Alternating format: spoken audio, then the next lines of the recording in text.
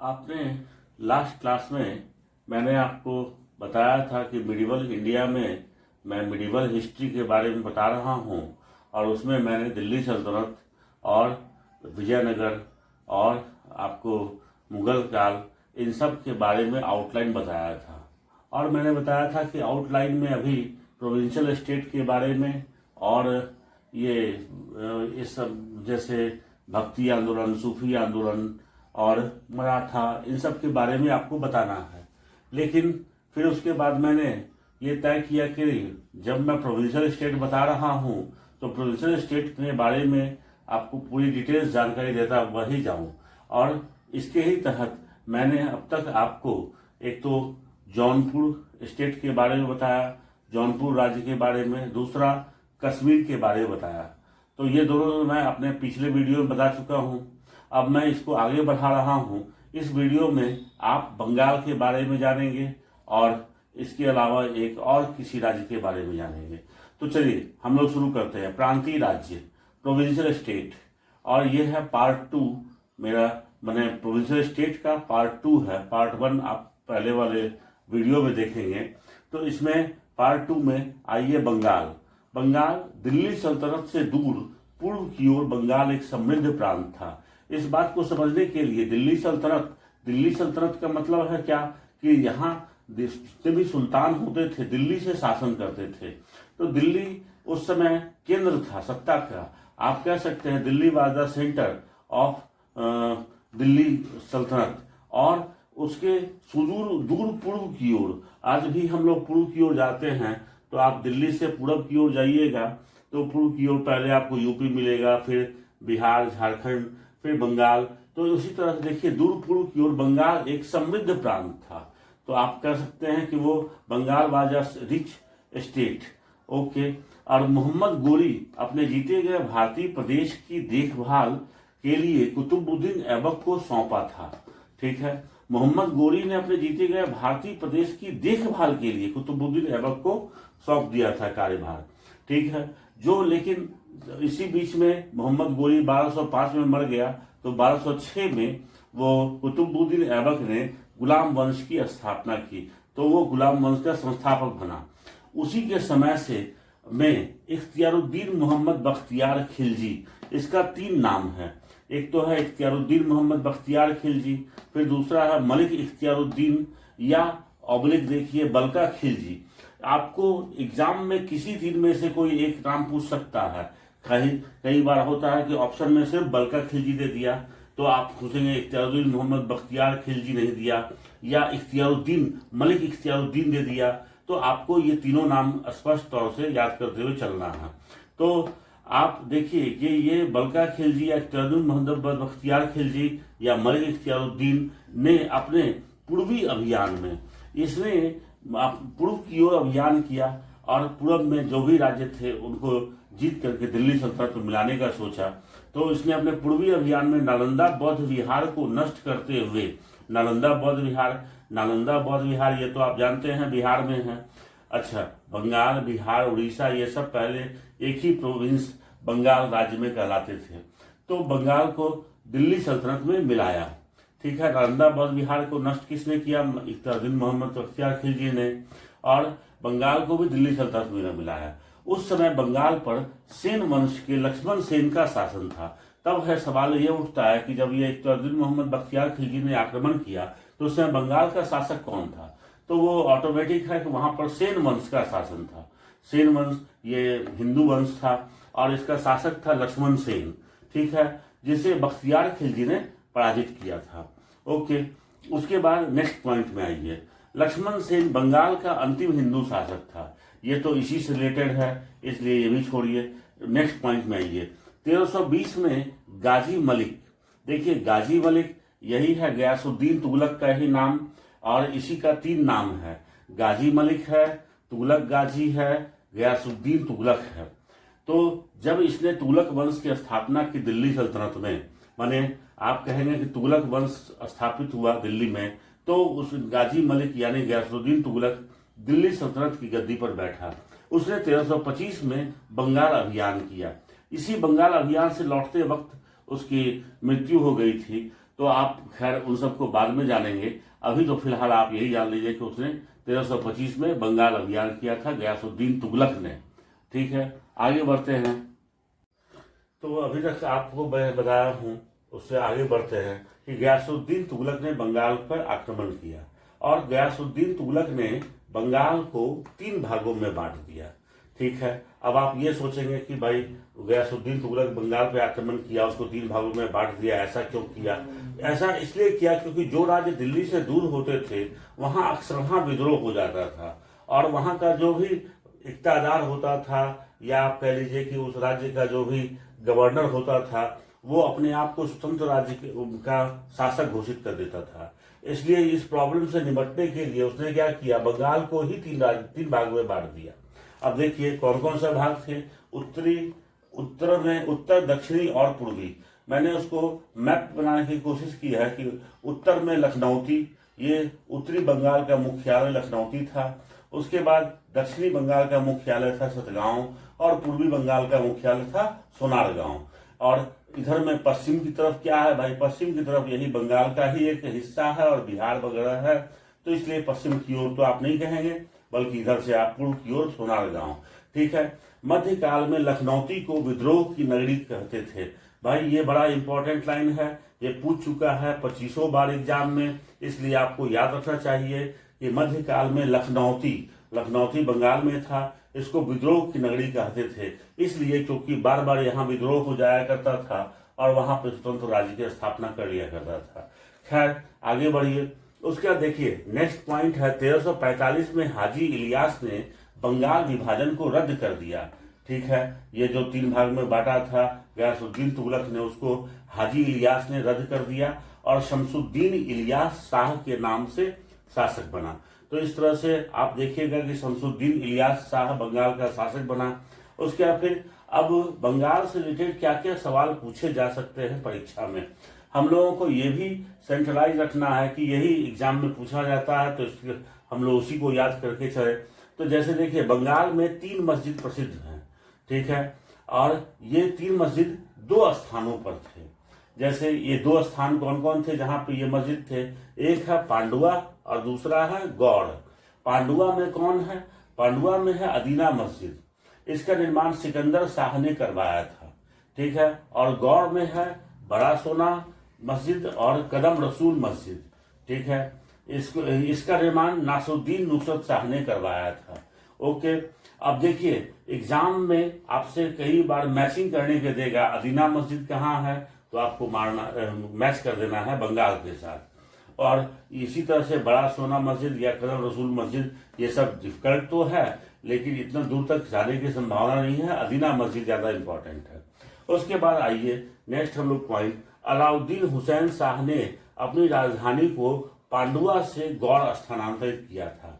ठीक है, अलाउद्दीन हुसैन शाह ये जो शासक बना ही है, ये इसने क्या किया, अपनी राजधानी को पांडुआ से गौड़ स्थानांतरित किया, यानी पांडुआ भी बंगाल में है और गौड़ भी बंगाल में है। ओके, फिर हम लोग आगे बढ़ते हैं।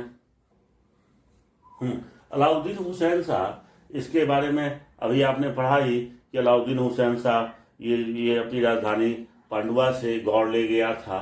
फिर से देखिए मैंने इस बात को लिखा है और फिर आपको देखिए इसी के समय में चैतन्य महाप्रभु उसके समकालीन थे, यानी चैतन्य महाप्रभु का नाम एकदम आपको याद रखना ही रखना है, ये हजारों बार एग्जाम में पूछा जा चुका है, इसलिए अभी मैं इनके बारे में डिटेल्स बताऊंगा। तो अलाउद्दीन ने सत्यपीड़ आंदोलन शुरू किया। ओके, अलाउद्दीन हुसैन शाह के बारे में खत्म हुआ। फिर अलाउद्दीन के समय में ही मालधर बसु ने श्री कृष्ण विजय की रचना कर गुल राजा खान की उपाधि ली और अपने बेटे को सत्य राजा खान की उपाधि, उनके बेटे को सत्य राजा खान की उपाधि मिली। ये क्वेश्चन भी सिविल सर्विसेज में पूछा हुआ है और पीसीएस वगैरह में पूछा हुआ है, इसलिए इस पे भी आपको ये लेकिन बहुत बार नहीं पूछा है। हाँ, अब नेक्स्ट बढ़िए। चैतन्य महाप्रभु जिन्होंने भक्ति की कीर्तन परंपरा को शुरू किया, उनके बचपन का नाम निमाई या गौरांग महाप्रभु या विश्वंभर नाथ दत्त था। ठीक है, ये भक्ति में नृत्य संगीत पर बल देते थे। आपने सुना होगा अभी तक मंदिर में कई बार कीर्तन होते रहता है, सॉरी, कीर्तन होता रहता है। तो ये कीर्तन द्वारा भक्ति करने की परंपरा चैतन्य महाप्रभु ने शुरू की थी। उन्होंने कर्मकांड, जाति पाति, ऊंच नीच तथा भेदभाव का विरोध किया। कृष्ण के उपासक थे, प्रेम और भक्ति पर बल दिया। ओके, उसके बाद आगे बढ़ते हैं। अगर चैतन्य महाप्रभु से अगर सवाल आया कि भाई अगर, तो मैं आपसे यही कहूंगा सबसे ज्यादा इंपॉर्टेंट है कि कीर्तन परंपरा की शुरुआत किसने की। उसके बाद आगे बढ़िए, ये उसके अलावा चैतन्य महाप्रभु किसके समकालीन थे, ये सब भी आपको याद रखना चाहिए। और वो कृष्ण के उपासक थे, प्रेम भक्ति पर बल दिया, इन सब बातों को याद रखते हुए चलना है। उसके बाद आगे बढ़ते हैं हम। कृतिवास ने रामायण का बंगला में अनुवाद किया। देखिए, ये भी एक इम्पॉर्टेंट क्वेश्चन है कि किस माने आप कहेंगे कि धार्मिक ग्रंथ का अनुवाद किसने किया था, ये भी सवाल कई बार पूछता है। तो रामायण का बंगला में अनुवाद किया है कृतिवास ने। ठीक है, कृतिवास रामायण को बंगाल का पंचम वेद भी कहते हैं। आप तो सुने ही होंगे, ऋग्वेद, सामवेद, यजुर्वेद, अथर्ववेद, 4 वेद होते हैं। तो ये पंचम वेद था कृतिवास का रामायण। ओके, बंगाल में। ठीक है, उसके बाद अलाउद्दीन हुसैन साहब को आप हिंदुओं के प्रति उदारता के कारण नृपति तिलक, कृष्ण का अवतार, जगत भूषण की उपाधि दी गई थी। ओके, तो आपका ये सब, ये बंगाल जो है खत्म होता है। अब इसके बाद फिर नया शुरू होगा।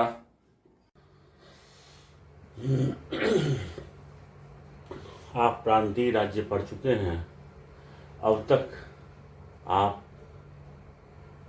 ये, इसके पहले भी मैंने अभी आपको वीडियो में बताया था कि कौन कौन से राज्य के विषय में पढ़ रहे हैं। एक तो जौनपुर पढ़ चुके हैं आप, उसके अलावा कश्मीर पढ़ चुके हैं आप, और अभी हाल ही में जो मैंने ख़त्म किया उन सबको भी आपने पढ़ा। तो अब हम लोगों को मालवा के बारे में जानना है। अभी कुछ बाकी है, और जैसे जैसे ये ख़त्म होगा फिर मैं सब्जेक्ट भी बदलूँगा, और फिर मैं आपको करेंट भी दूंगा, और फिर मैं अलग अलग तरीके से ये जीके जीएस को ले जाता जाऊंगा। तो सबसे पहले आइए मालवा के बारे में, कि मालवा को अलाउद्दीन खिलजी ने दिल्ली सल्तनत में मिलाया था। ओके, तो ये जो है आपका, ये तो क्वेश्चन कभी आएगा नहीं कि मालवा को किसने जीता या मालवा को दिल्ली सल्तनत में किसने मिलाया। इस तरह के प्रश्न नहीं आते एग्जाम में, इसलिए। लेकिन फिर भी आपको जानकारी के लिए तो ज़रूरी है कि जैसे दिल्ली सल्तनत से अलग होगा, फिर उसे स्वतंत्र राज्य की स्थापना होगी, तो आखिर में दिल्ली सल्तनत में ये कब आया, तो किसने मिलाया था। तो इसलिए अभी आपको फ़िलहाल ये जानना है कि मालवा को अलाउद्दीन खिलजी ने दिल्ली सल्तनत में मिलाया। मीन्स आप कह सकते हैं कि मालवा मर्ज इन दिल्ली सल्तनत बाई अलाउद्दीन खिलजी। ओके, उसके बाद फिर नेक्स्ट पॉइंट में आइए। 1401 में हुसैन खां गोरी ब्रैकेट में दिलावर खां की उपाधि ली थी, इसने ने स्वतंत्र मालवा राज्य की स्थापना की। आप कह सकते हैं कि 1401 में दिलावर खां ने स्वतंत्र मालवा राज्य की स्थापना की, क्योंकि ये हुसैन खां गोरी, ये कई बार ये 2 नाम है। हुसैन खां गोरी का ही नाम दिलावर खां है, लेकिन ये हुसैन खां गोरी के नाम से कभी एग्जाम में आया नहीं है। हाँ, दिलावर खां ने स्वतंत्र मालवा राज्य की स्थापना की, ये जो है इम्पॉर्टेंट क्वेश्चन बनता है। इसलिए आप कह सकते हैं इन इंग्लिश मीडियम कि in 1401 Dilawar Khan established independent Malwa state. Okay, उसके बाद फिर हम लोग आगे बढ़ेंगे। 1408 में अलप खां हुसंग शाह के नाम से गद्दी पर बैठा। ये उतना इम्पोर्टेंट नहीं है कि अलप खां हुसंग शाह के नाम से गद्दी पर बैठा। इन 1408 अलप खां आप कहेंगे गेट द थ्रोन, मैंने seated on throne with the name of Hushang Shah. उसने धार की जगह, उसने धार DHAR है, उसने धार की जगह मांडू राजधानी स्थापित किया। ये एक आपका इम्पोर्टेंट लाइन है कि धार की जगह मांडू राजधानी स्थापित किया। He transferred his capital from Dhar to Mandu. Okay, ये सब मारवाड़ राज्य कहाँ पे था? ये नर्मदा के तट पर। अच्छा, इसके अलावा इसने और क्या किया? तो नर्मदा के तट पर होशंगाबाद नामक नगर की स्थापना की, भी स्थापित की। ठीक है, आप कहेंगे he also established Hoshangabad a city on the coast of Narmada. लेकिन ये उतना इम्पोर्टेंट है भी नहीं, आपको इम्पोर्टेंट सिर्फ इतना ही था अब तक में कि उसने दिलावर खां ने स्वतंत्र मारवाड़ राज्य की स्थापना की थी। ठीक है, तो दिलावर खां ने स्वतंत्र मारवाड़ राज्य की स्थापना की थी। और दूसरा है कि अलप खां या होशंग शाह ने धार की जगह मांडू राजधानी का स्थापित किया।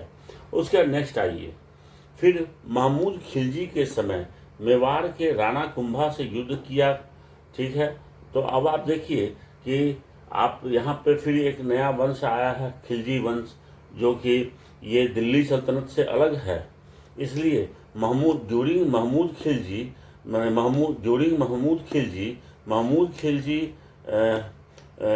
Struggled with Rana Kumbha of Mewar. ठीक है, इसमें दोनों ने अपनी जीत का दावा किया है। तो इसमें दोनों ने का मतलब यहाँ पर है, महमूद खिलजी ने भी अपनी जीत का दावा किया है और राणा कुंभा ने भी अपनी जीत का दावा किया है। तो आप कह सकते हैं कि और जीत का दावा किया राणा कुंभा ने तो चित्तौड़ में विजय स्तंभ स्थापित कर दिया था। ठीक है, तो आप कह सकते हैं कि विजय स्तंभ, आप Vijay pillar established by Rana Kumbha in Chittor. ठीक है, ओके।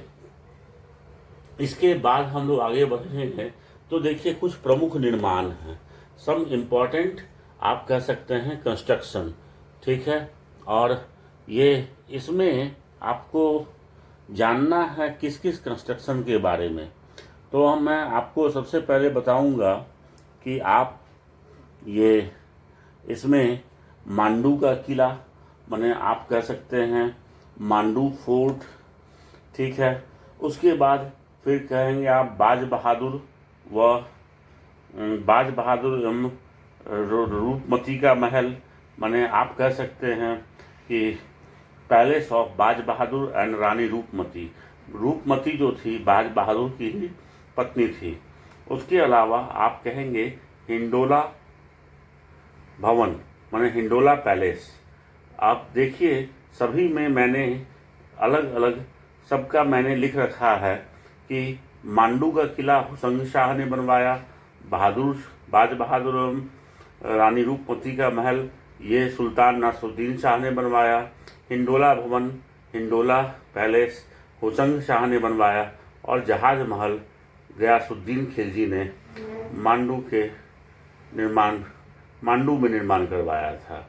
ओके, तो ये जो था ये सब एनडीए, सीडीएस, सीपीएफ, सीएपीएफ इन सब के और एसएससी के सीजीएल के पॉइंट ऑफ व्यू से ये सारा आपको याद रखने की ज़रूरत है। वैसे अगर आपको इसमें से अगर सब कुछ है, कुछ ज़्यादा इम्पोर्टेंट अगर कोई है तो वो है जहाज महल और बाज बहादुर रूपमती का महल। ठीक है, तो मित्र हम लोग मालवा के बारे में भी जान रहे हैं।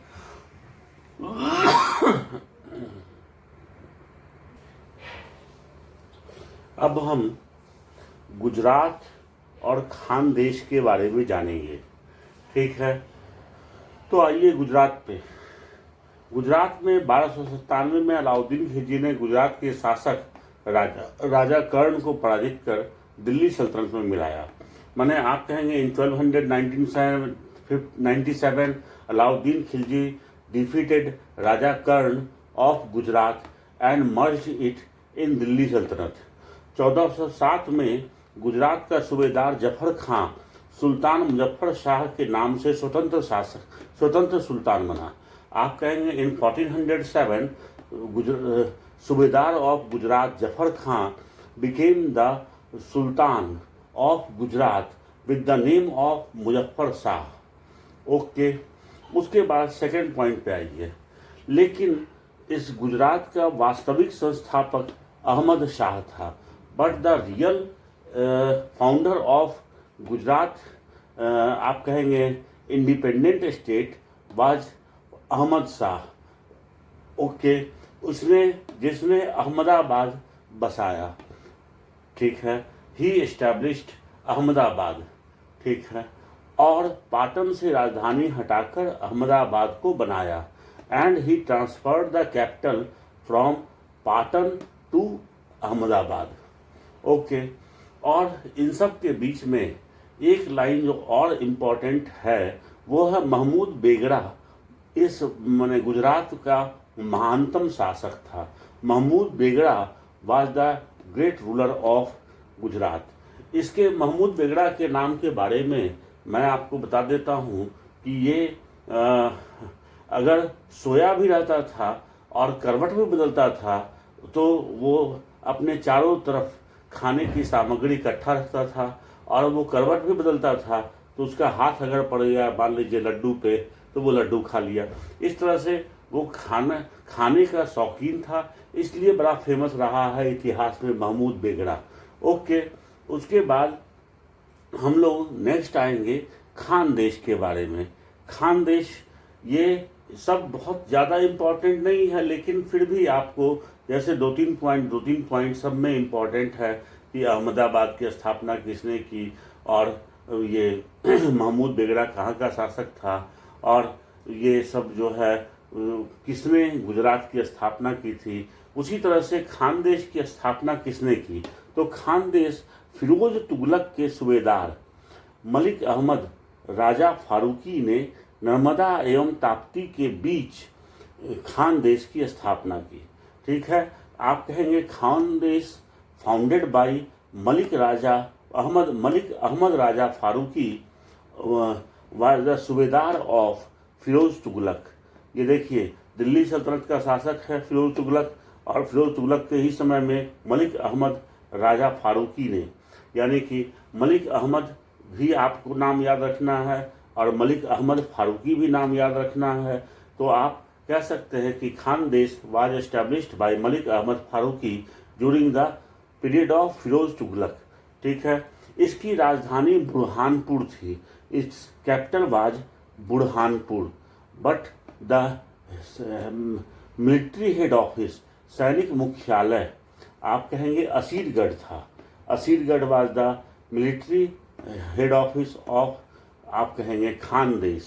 ठीक है, उसके बाद लास्ट लाइन में आप आएंगे 1601 में अकबर की अंतिम विजय असीरगढ़ की थी। माने आप कहेंगे the final victory of the last victory of Akbar was Asirgarh in 1601। Okay, और उसने किले की का दरवाजा सोने की चाबी से खोला था and he open the door of the fort with the gold की।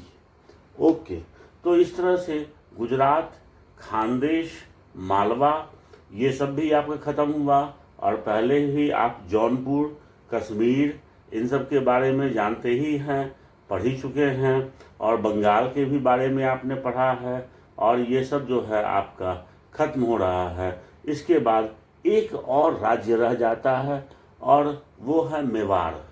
तो अभी मैं मेवाड़ पे आपको लिए चलता हूँ।